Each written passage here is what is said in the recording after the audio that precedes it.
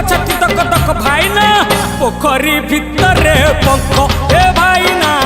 पोखरी भितरे पंख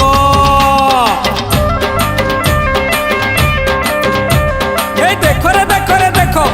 निज घरे एणे हजारे अलिया पर घरे भद्र लोक भाई ना पोखरी भितरे पंख ए भाई ना पोखरी भितरे पंख पुओ खाए बसी चिकेन मटन हो पुओ खाए बसी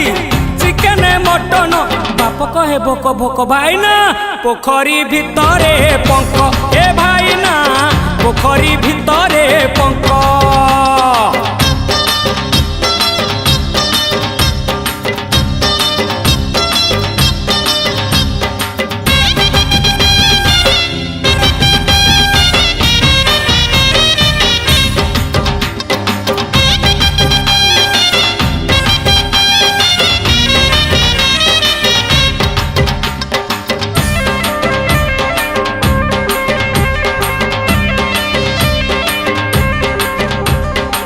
देखो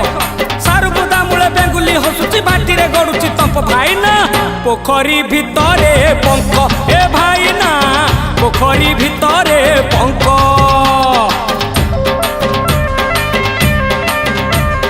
देखो रे देखो पोथी भागवत उई खाई जे धर्म नामे मिछ शोक भाई ना पोखरी भितरे पंख ए भाई ना पोखरी भितरे पंख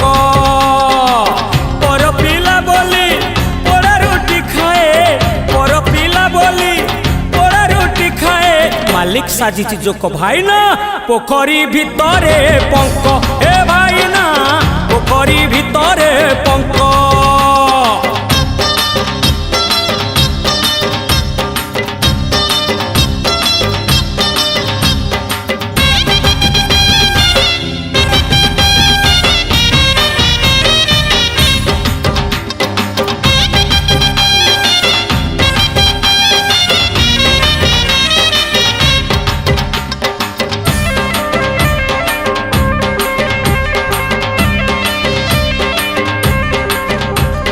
देखो रे देखो हाथी गली जाए खुशी रे मुसा पाई नहीं फांक भाई ना पोखरी भितरे पंख ए भाई ना पोखरी भितरे पंख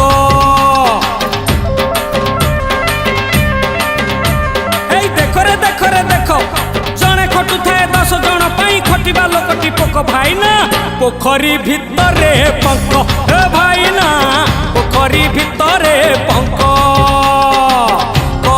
कहिबा निज घर कथा हो कौन कहिबा निज घर कथा सहे नुहे आमे एक भाई ना